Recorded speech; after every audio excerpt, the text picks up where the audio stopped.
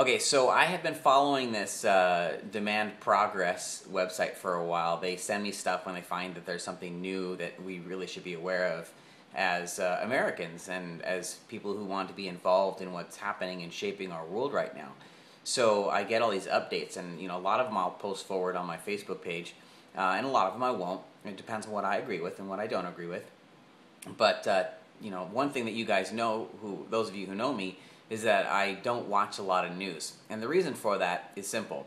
Today I got a notification from Demand Progress that the founder of Demand Progress and also the co-founder of Reddit was being indicted for computer hacking. So I go through and I think to myself, I need to know more about this story. So I go through and I search and I come up with a bunch of news sites, and each news site has its own spin on this about how this guy is, basically the devil.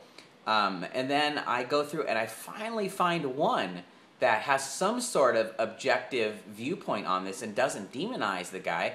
And that's like 1 out of 20 websites that I went through and looked for at different news sites, so I could find one that didn't paint the story of a complete degenerate doing really, bad things. So for those of you who wonder, hey, you know what? I need to know more, and you look up a news story and you find the first news story and that's where you get your facts. Try looking up 10 or 20 news stories and try seeing the different spin that each news outlet puts on the face of that news story that you're looking at, and realize that even if it's the exact same story, came off the exact same press wire, there's an editor somewhere who has decided how they're going to want to spin that story. I've included a link here to the one that I found that I think most accurately represents what I have seen so far as the facts, just keep in mind when you're looking at your news, don't pull it from just one source.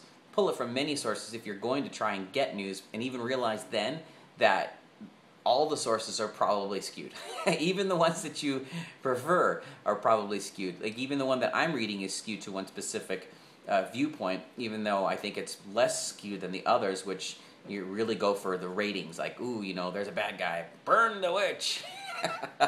So anyhow, I hope this serves you well, and do make a stand. Stand for something. Mark Joyner, if you guys aren't friends with Mark Joyner or watching his stuff, look at his stuff. He does a fantastic job of always keeping up with good topics and challenging your mind. So take today, challenge your mind, and do something good. Okay? Thanks, guys. Bye.